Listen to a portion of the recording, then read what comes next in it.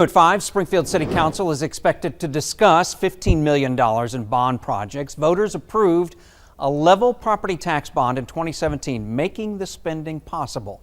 Joe Hickman digs into some of the most significant work. Tonight, the Springfield City Council will consider improving its own home. City Hall has amazing, beautiful architecture on the outside, earning it a designation on the National Register of Historic Places. But inside, it looks like its best years are behind it, with a failing HVAC system and old, well, everything.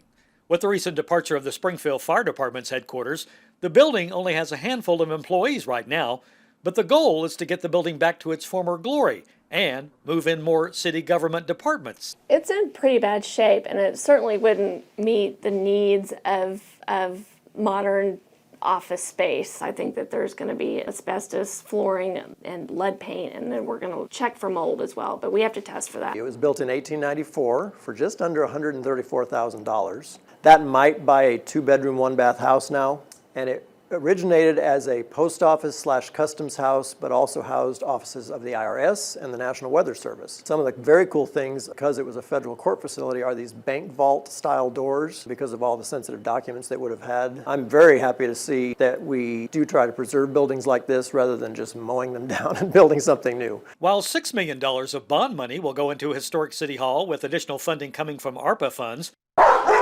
$1.5 million of bond money will be used with additional funding from Greene County to build a new, bigger, nicer animal shelter.